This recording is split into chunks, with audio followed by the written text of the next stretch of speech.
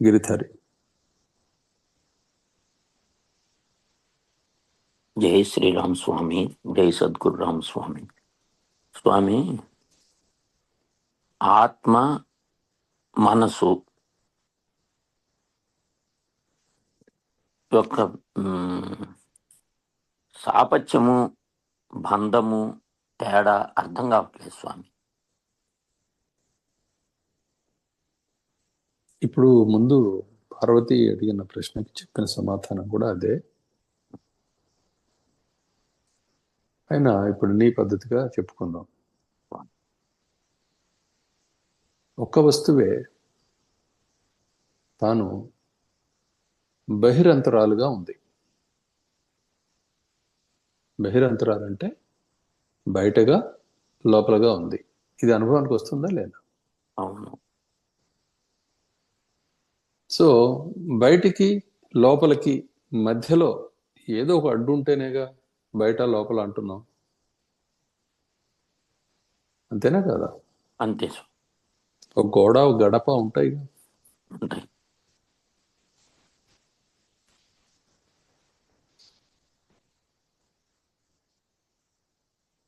కానీ ఇవన్నీ ఎక్కడున్నాయి? తనయిందే కదా, ఇందులో సంశయం లేదుగా. లేదు. సో ఇలానే ఆత్మ, మనస్సు, బుద్ధి, చిత్తము, అహంకారము, లేకపోతే నియతి, కాలము, దేశము, సంసారము, ప్రపంచము, పంచమహాభూతాలు, ఏ పేరుతోడైనా చెప్పు, ఇవన్నీ అదే అయి ఉన్నాయి. దాన్ని నువ్వు ఆత్మగా పిలుస్తావా? పిలువు. మనస్సు అని అంటావా? పిలువు. జడం అంటావా? అను. అజడం అంటావా? అను. ఏ పేరుతోడైనా చెప్పు, అదంతా కూడా ఈ లోపల బయటనే ఉన్నది. లోపల బయటగా కనిపిస్తున్నది. అది దాన్ని అలా చూడకపోయినా సరే అది ఉంటుంది. దాన్ని ఎలా చూస్తే అలా ఉంటుంది. అర్థమవుతుంది? అర్థమవుతుంది. కాబట్టి వీటన్నిటి మధ్యలో భేదం ఏదైతే ఇప్పుడు కనిపిస్తూ ఉన్నదో, బయటకు చూసేటప్పుడు జాగ్రత్త అవస్థ అంటాం. జాగ్రత్తలో ఉన్నాం, సంసారంలో ఉన్నాం, మేల్కొని ఉన్నాం అని చెప్తాం. లోపలికి చూసినప్పుడు స్వప్నము లేకపోతే సంకల్పం అనే పేరుతో చెప్తాం. జాగ్రత్త స్వప్నాల్ని వదిలివేసినప్పుడు, వాసనలు ఇంకా మిగిలి ఉన్నప్పుడు, అంటే నిశ్చయాలు అలానే మిగిలిపోయి ఉన్నప్పుడు, ఈ జగత్తు ఉన్నది, నేను ఫలానా అనే నిశ్చయం అలా మిగిలిపోయి ఉన్నప్పుడు, పైగా ఆ తనతోటి ఆ జగత్ సంబంధమైన వ్యవహారాలతోటి కూడుకున్న స్మృతులు తనలో ఇంకా అలా నిలబడి ఉన్నప్పుడు, దానిని సుషుప్తి అనే పేరుతోటి చెప్తాం. ఆ వాసనలు, ఈ జగద్భావన, ఇవన్నీ కూడాను వాస్తవానికి ఏమిటో అని చెప్పి జాగ్రత్త అవస్థలో విమర్శించబడి స్పష్టత పొందే కొలది స్వప్నము, జాగ్రత్త కూడా నిర్మలమవుతాయి. అంటే అన్యం తోచని స్థితి ఏర్పడుతుంది. అప్పటి సుషుప్తిని తురీయము అంటారు. అంటే ఇక వాసనలు లేవన్నమాట. ఈ వాసన సామ్రాజ్యం విస్తరించినంతసేపే ఇప్పుడు నువ్వు అడిగిన ఈ ప్రశ్నలన్నీ ఉత్పన్నమవుతాయి.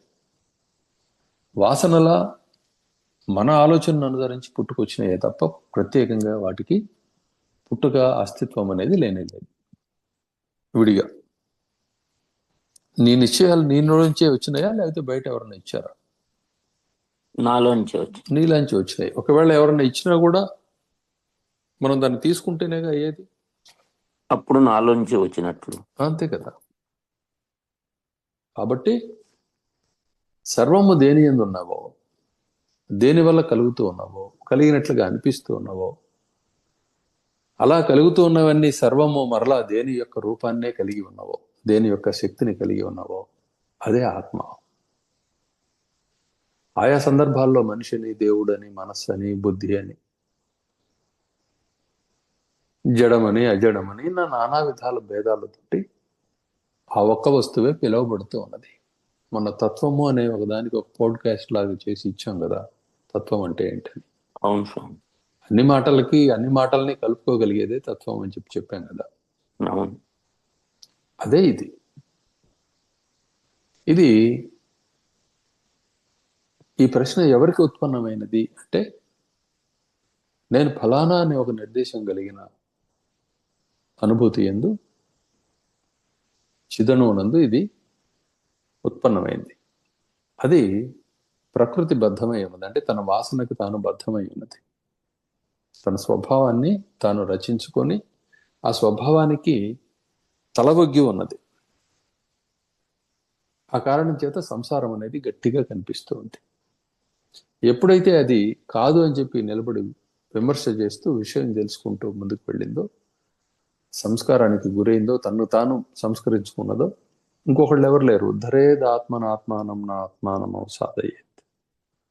ఆత్మైవ ఆత్మన బంధువు ఆత్మైవ రిపురాత్మన అనే ఆ శ్లోకాన్ని అనుసరించి తనకు తానే బంధువు, తనకు తానే శత్రువు, తను తానే ఉద్ధరించుకుంటూ ఉన్నాడు, తను తానే పతనం అనే అనుభవాన్ని కూడా పొందించుకుంటున్నాడు. ఎవడు వీడు? ఆత్మని కొందరు అంటారు, పేరే లేదని కొందరు అంటారు. ఈ కొందరు ఎవరు? అదే మళ్ళీ అతడే. ఇది విషయం. కాబట్టి అన్యం లేదని విషయం గుర్తించేంత వరకు ఈ సంస్కారం అవసరం అవుతుంది. సంస్కారం కలిగిన తర్వాత అన్యదర్శనమే లేదు కాబట్టి అనిర్వచనీయమే నా పరమసుఖ స్థితి. అది దానికోసం ప్రయత్నం చేస్తున్నాం. తరగని ధనాన్ని పొందడం కోసం ప్రయత్నం చేస్తున్నాం. కోరిన వెంటనే కోరిక తీరిపోయే విధంగా ఉండే స్థితిని మనం పొందబోతున్నాం. అదే చింతామణి. కోరిన కోరికనల్లా తీరుస్తుంది. ఆ చింతామణి పరమజ్ఞానం, ఆత్మజ్ఞానం.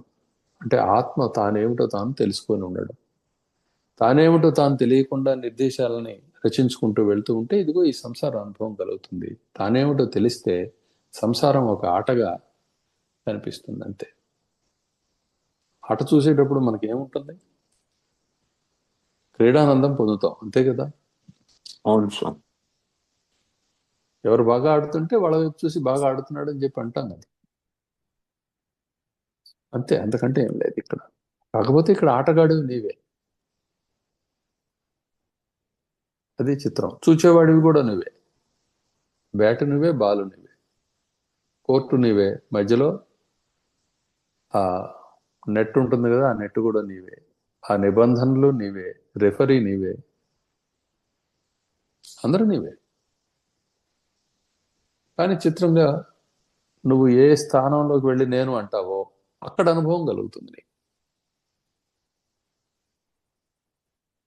అర్థమైందా? ప్రేక్షకుడు అయితే డబ్బు ఖర్చు పెట్టి దాంట్లో టికెట్ తీసుకొని వెళ్ళి కూర్చుంటావు, అక్కడి నుంచి చూస్తూ ఉంటావు ఆట.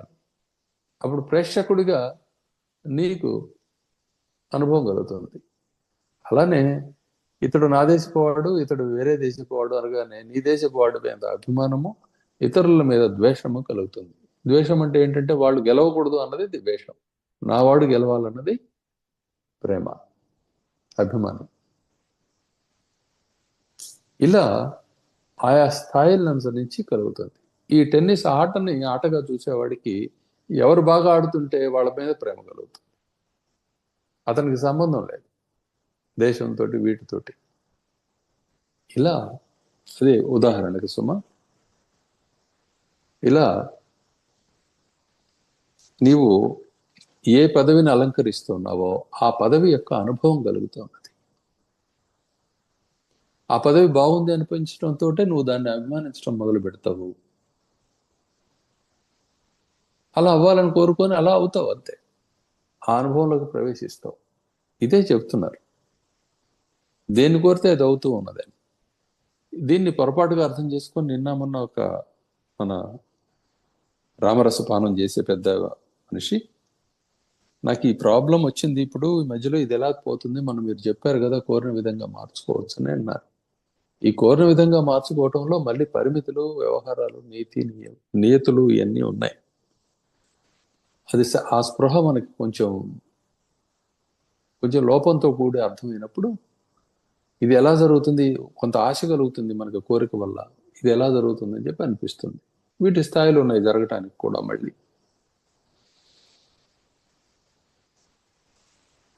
అర్థమవుతుంది కదా. అర్థమవుతుంది స్వామి. ఇది ఒక జీవితకాలం సరిపోతుందా స్వామి? అంటే జీవితం అనేది భ్రాంతి కదా గిరిధారి. ఉహు. అట్లానే జీవితం అనేది తాత్కాలికంగా కనిపిస్తూ ఉన్నప్పటికీ కూడాను ఆ జీవితాలను రచించుకుంటూ ఆ బట్టలు వేసుకుంటూ వెళ్ళేవాడు మాత్రం శాశ్వతమేగా. ఇంకా అంతే. అర్థమైందా? ఒక స్నానము ఒక బట్ట సరిపోతాయా? మళ్ళీ స్నానం చేసి మళ్ళీ కొత్త బట్టలు కట్టుకోవాలా అని అడిగావు నువ్వు.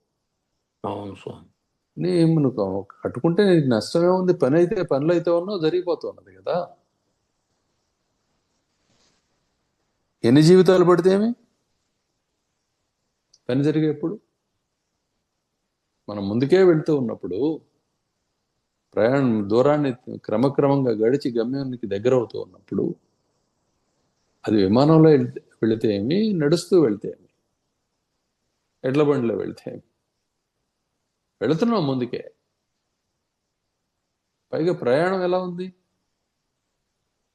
ఉత్తమమైన అనుభూతిని ప్రసాదిస్తూ ఉన్నది కదా. ఇప్పుడు ఈ పవిత్రమైన అనుభూతి మనందరికీ కలుగుతూ ఉన్నది కదా ఈ సత్సంగం, ఈ జూమ్ క్లాస్లో ఉన్నంతసేపు కూడా. అవును స్వామి. సో ఇంకెంతకంటే కావాల్సిందే ఉంది. ఎక్కడ ఎప్పుడు లేనిది ఇక్కడ కలుగుతూ ఉండగా ఇంకెంతకంటే కావాల్సిందేంటి? ఈ ఎంతకాలం జరిగితే ఏంటి? ఈ సత్సంగం ఇలా ఉండి గురువు శిష్యుడు శాస్త్రము అధ్యయనము అభ్యాసము ఇవి సాగుతూ ఉండగా అంత సుఖంగా మనసు నిండిపోయి ఉండగా పవిత్రమైన భావంతో ఎంతకాలం సాగితే ఏంటి? ఎప్పుడైతే నీ మనసు దానికి ఆ భావంలో స్థిరమైందో ఆ క్షణంలో నువ్వు పరమపదంలో ప్రవేశించావు అనమాట. అర్థమైందా? అర్థమైంది. ఇంకేదో ఉంది కావాల్సిందే అని చెప్పి ఎప్పుడైతే నువ్వు ఇంకెప్పుడు అవుతుంది అని చెప్పి అనుకుంటున్నావో నీకు జర్నీ మిగిలిందని అర్థం, నీ అభ్యాసం మిగిలిందని అర్థం. క్లియరా? ఈ క్లియర్. చివరి ఈ చివరి మాటకి అర్థం ఏమిటి అంటే ఇంకేదో ఉంది అన్నదే ఈ సంసారానికి కారణమైంది. ఇంకేముంటుంది? ఇది కాక పరమమైనది, ఇదే అసలు విషయం, ఇంతకంటే గొప్ప స్థితి ఏముంది అని చెప్పి గుర్తించిన తర్వాత అది లభ్యమైంది, తనకు తాను లభ్యమైంది. అంటే ఆత్మని స్పష్టంగా దర్శించింది. ఎటువంటి బోధర లేకపోతే దృష్టి లోపం లేకుండా దర్శించింది. అంతే కదా. రాత్రిపూట లైట్లు ఎందుకు వేసుకుంటాం? అంతా కనపడాలని. కారు డ్రైవ్ చేసేటప్పుడు ఆ కారు డ్రైవ్ చేసేటప్పుడు ముందు మాత్రమే కాకుండా అంత చుట్టూ కూడా స్పష్టంగా కనపడుతుంది అనుకో, అది పగలేగా. ఇక పగటిపూట దేని మీద ఆధారపడం కదా, వెలుగు కోసం. ఆ పగటి వెలుగే చాలు అందరికీ. అదేవిధంగా ఈ సంసారం నిశ్చయం అనే అంధకారంలో ఈ ఆత్మజ్ఞాన అభ్యాసం అనేది దీపం. ఎప్పుడైతే ఆత్మజ్ఞానం మాత్రమే విషయం అని తెలిసిందో అప్పుడు అంతటా కూడా నీకు వెలుగే. అంతటా వెలుగు ఉండేవాడికి ఇక చీకటి గురించిన భయమే ఉంది. ఇది తత్వం. కాబట్టి ఇప్పుడు మనకున్న ఇబ్బంది ఏమిటి అంటే నీకు వచ్చిన ఈ ప్రశ్నతో పాటుగా సందేహంతో పాటుగా ఉన్న స్థితి ఏమిటి అంటే ఈ పని పూర్తి చేసుకొని నా పనిలో నేను ఉండాలి, లేకపోతే నేను సుఖంగా ఉండాలి అని అనుకుంటున్నావు. ఆ నేను వలనే ఇబ్బందులు వచ్చినాయి, దీని అవసరం వచ్చింది. అవును. నువ్వు మరలా దేనిగా ఉండిపోవాలనుకుంటున్నావో ఆ నిశ్చయాన్ని అనుసరించే ఈ అవసరం వచ్చింది. ఆ నిశ్చయం తొలగి ఇది మాత్రమే పని అని చెప్పి ఎప్పుడైతే కూర్చున్నావో పోయింది, అంతే. ఇది తత్వం. సో నీలో నీకే గొడవ జరుగుతుంది అనమాట. నీకు గొడవ జరుగుతున్నది. నీకు గిరిధర్ నేను కాసేపు అంటావు, గోవర్ధన్ అని కాసేపు అంటావు. అదే స్వామి. వీళ్ళిద్దరికేగా ఇప్పుడు కొట్టుకుంటుంది, వాళ్ళు గొడవ అవును సార్. జరుగుతున్నది. అవును స్వామి. అదే ఈ పేరు పెట్టింది కూడా అందుకే. ఏమి అర్థం మారకుండా పెట్టాం మళ్ళీ పేరు కూడా. అర్థమైందా? అర్థమైంది స్వామి. అది ఇక్కడ బింబమే ప్రతిబింబం, ప్రతిబింబమే బింబం. ఆశ్చర్యంగా ఉంటుంది ఇది. అది అర్థమైతే, ఈ సూత్రాలు అర్థమైతే స్పష్టంగా కనపడటం మొదలవుతుంది. నేను నాది అనేది అంతరిస్తుంది. కేవల అహంభావం ఉంటుంది. అదే అహంభావం అనే పేరుతో అప్పుడు చెప్పబడదు. కేవల జ్ఞానం అని, సత్వం అనే పేరుతో చెప్పబడుతుంది. నీవు తప్ప అన్యమైన వస్తువే కనపడదు. అప్పుడు కనపడినా అది నీకు గురువుగా కనిపిస్తుంది కాబట్టి ఇబ్బంది లేదు. నేను గురువుని అని మాత్రం ఎప్పుడు అనమాక, ఎవరు అనకూడదు. మరి గురువు గారు గురువుని అన్న అనకుండా ఎట్లుంటారంటే ఆయన అనుకోరు నేను గురువునని. ఎందువల్ల?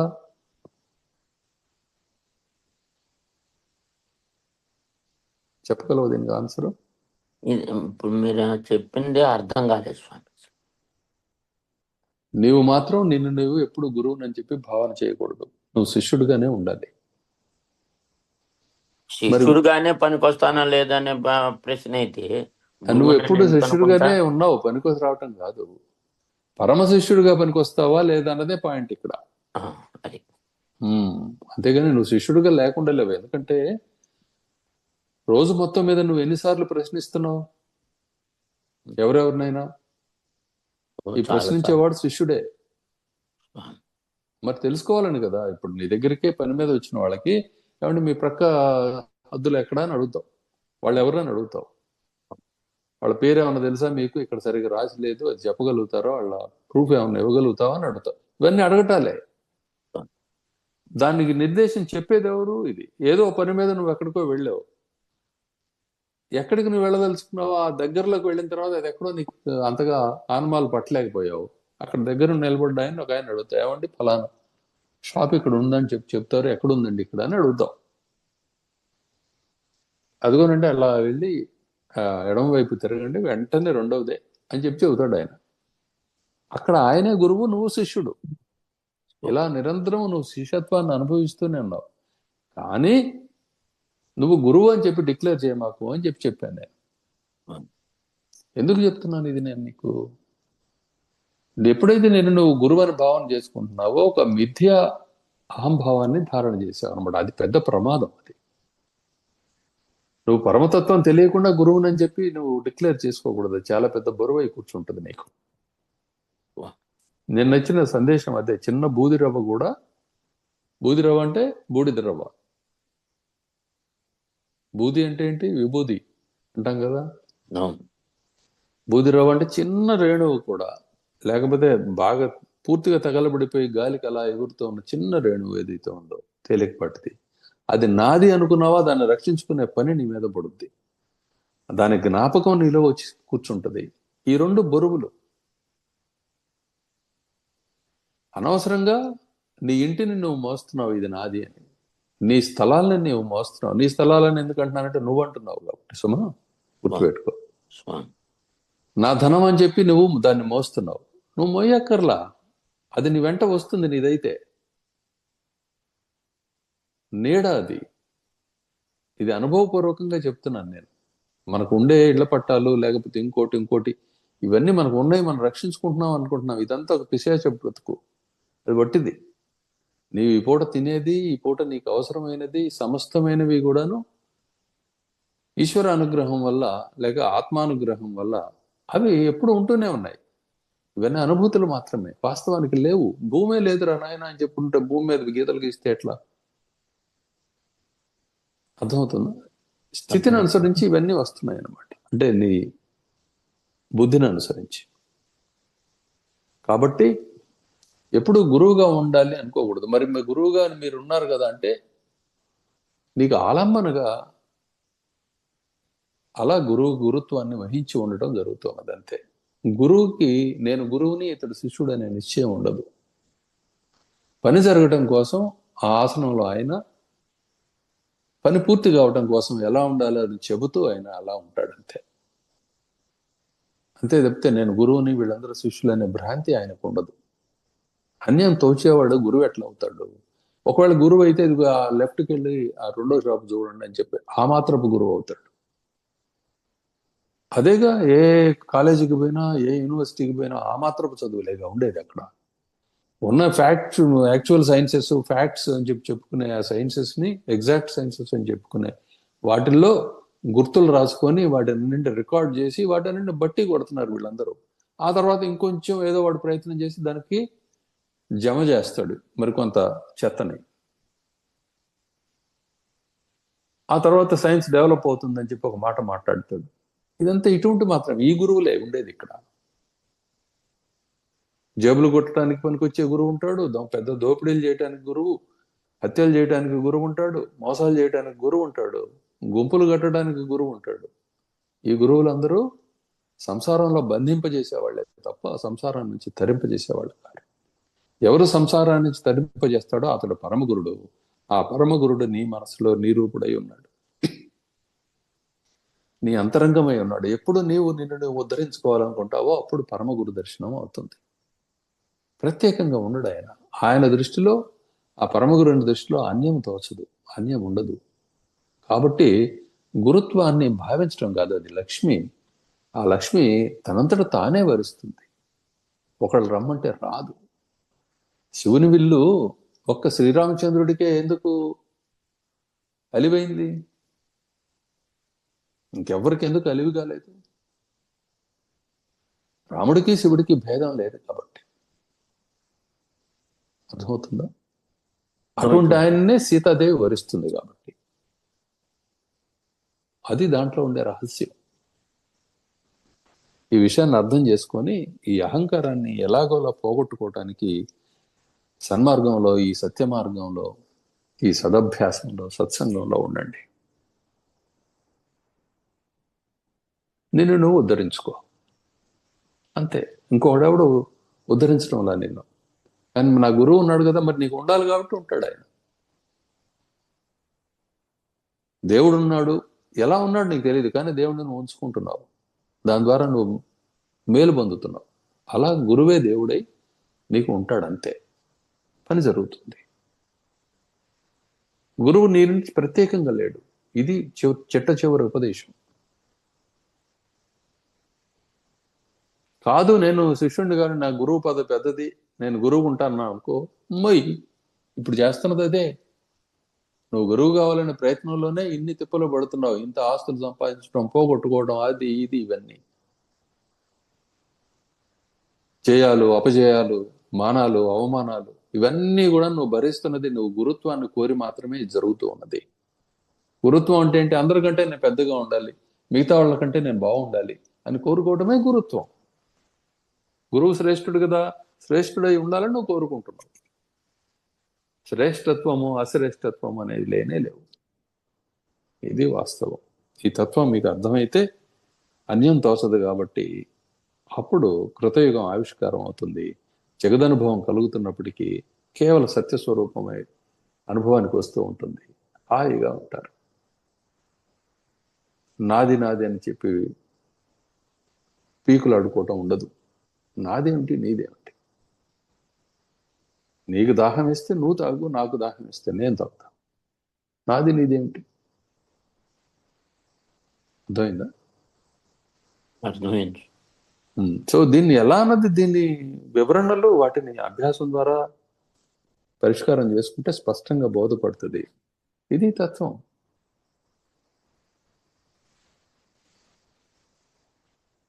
మనం అందరం అనుకుంటున్నాం మనం సంపాదించి పెట్టింది పిల్లలు తింటారు అని. వాళ్ళు సంపాదించుకున్నది వాళ్ళు తింటున్నారు. అది నీ గాడిద చాకిరీ ద్వారా వాళ్ళకి అందుతుంది అనుకో కాసేపు. లేదు, నువ్వు ఎంత చాకిరీ చేసినా నీ విజయం నీదే, నీ పిల్లల విజయం పిల్లలదే. ఈ విషయం గుర్తించకపోతే ఈ సంసారం అనేది వదిలిపెట్టదు మనల్ని. స్పష్టంగా కనపడుతూ ఉన్నది కదా. తండ్రి తెలివితేటలు కొడుకు రావడం లేదు, అట్లనే తండ్రి మందబుద్ధి కూడా కొడుకు రావడం లేదు. ఎవడిది వాడే తెచ్చుకుంటున్నాడు.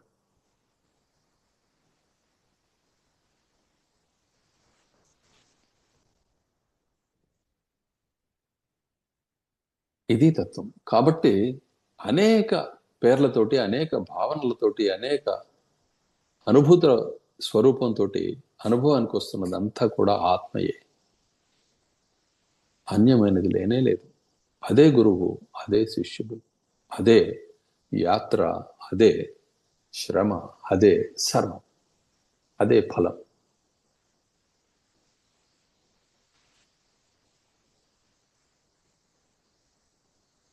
ఇంకేమన్నా ఉందా? ఇంకేం లేదు స్వామి. ఇదే ఏంటంటే సరిపోయేటట్లు అంతే. అంతే, చేయవలసింది అదే. జై సద్గురురామ్.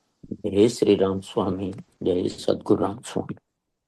సద్గురు శ్రీ గురు నారాయణ, తల్లివి తండ్రివి నారాయణ, బ్రహ్మకు బ్రహ్మ నారాయణ, దేవదేవుడ నారాయణ, త్రిమూర్తి గురుడ నారాయణ,